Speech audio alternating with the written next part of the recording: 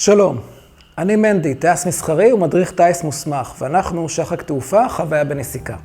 ובסרטון הזה אני רוצה לדבר איתכם על החלק המעשי של קורס הטייס לרישיון טייס פרטי. אני רוצה להתמקד בתכנים המקצועיים המועברים במהלך הקורס. הסרטון הזה מועבר בלשון נקבה, אז חברים, תתמודדו. קורס הטייס הפרטי מתחלק ל6 חלקים. שלב ראשון אותו הכנה טרום סולו. חלק זה אורך כ-15 עד 25 שעות, וסיומו הינו גולת הכותרת של הקורס, טיסת הסולו הראשונה שלך. טיסה בה הינך מטיסה את המטוס לבדך, בעוד המדריך, אני לצורך העניין, נמצא במגדל הפיקוח ומשגיח עלייך.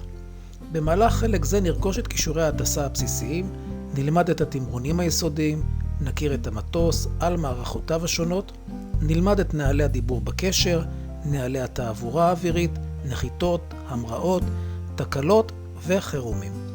בסיום חלק זה תצאי אל טיסת הסולו הראשונה שלך, אשר בסיומה תקבלי מקלחת קרה ובעיטה בישבנך. אני מבטיח לך כי את כל אלה תקבלי באהבה ובהבנה.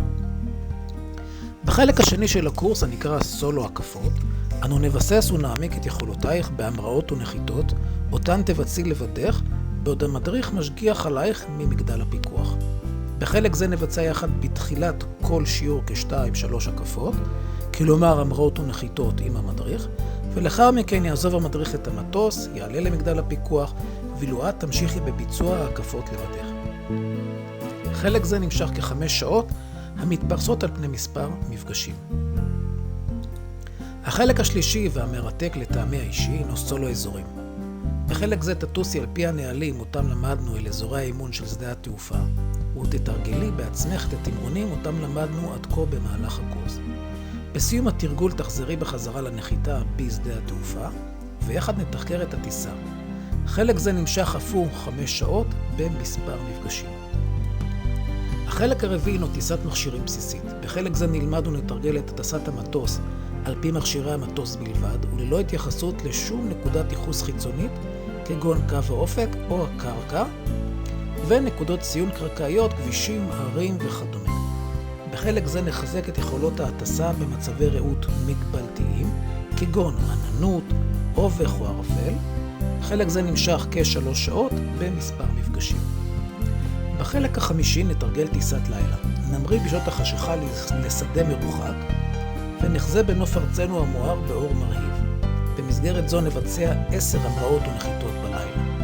נלמד על הניווט וההזדהות בחשיכה, תגובות פיזיולוגיות של הגוף ובעיקר של הראייה בלילה ועוד. אורכו של חלק זה הינו כ3 שעות. חלק שישי והאחרון הינו שלב הניווטים וסולו הניווטים.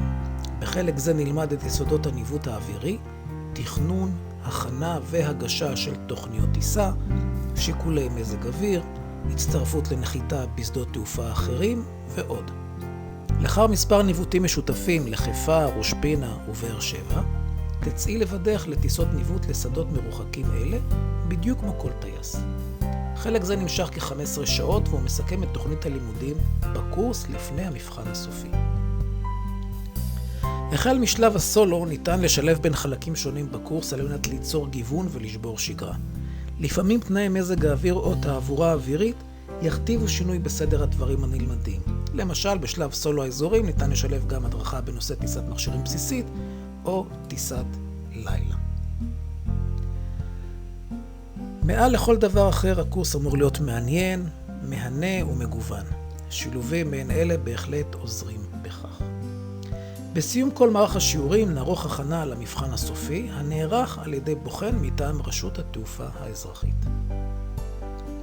במהלך הקורס ישנם 3 מבדקים פנימיים, הנערכים על ידי המדריך הראשי, ומטרתם היא לאפשר לגורם מקצועי נוסף לחוות דעה ולתרום לשיפור הרמה המקצועית והבטיחות. אז אם אהבתם את הסרטון, תוכלו לשתף ולהגיב כאן למטה. שיהיה בהצלחה.